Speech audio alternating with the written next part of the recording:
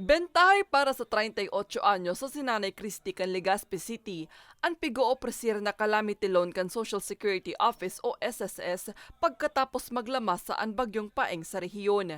Istorya niya, dakulang tabang anak ko sa loan para mapakaray ang sa indang harong. Po ang nahihirapan masyado pag may paabuto na maraot na panahon.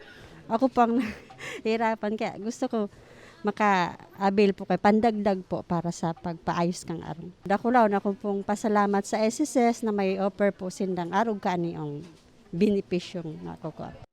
Ngunya na bulan kan puunan ang programa hulikan pagsasairarom sa rehiyon sa state of calamity hulikan bagyong paeng. Sigun sa tagapagtaram kan SSS, 20,000 pesos ang maximum na pwedeng mailon kan mga miyembros.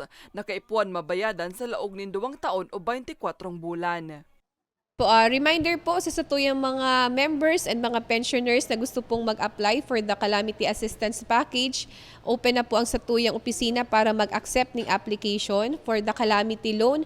Pwede po kamong mag-log on sa satuyang SSS website www.sss.gov.ph kasi through online ng application ng Calamity Loan. Bukas ang SSS sa aplikasyon kan calamity loan sundo sa bulan ng Pebrero sa masunod na taon. Mientras tanto, katakod kan holiday season, pigo-opresirman kan opisina ang 13th month advance pension para sa mga senior citizens. Si Lola Amparo, saro sa mga nag-aprobitsyar kan programa. Nakatabang man sa ora ka na ngayon trabaho, makadagdag na sa budget sa may bulang-bulang ka nang makukuha. Gusto ko, maaraman ko na ang mga dapat na kairipuanan ko, na mga proseso bagang para makalaog na sa pensyon. Yan ang gusto ko para madali naman. Talampas na ako sa edad. Sigon sa SSS, 2 pensyon ang makukuangon yan kan mga kwalipikadong pensioner. Hulita kasabay kan pagkuanin dangon yan kan December pension, isasabay naman ang 13th month advance pension. Take note lang po katong sa indang date of contingency. Kapag ang date of contingency po from 1st to 15th day of the month, malaog po ini December 1, 2022.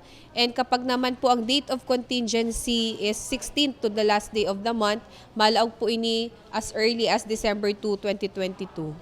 Bukas ang 13th month advance pension sa 264,000 na aktibo asin kwalipikadong miyembro kan SSS. Para sa mga storyang tatak, Bicol, Mariel Lorenzana.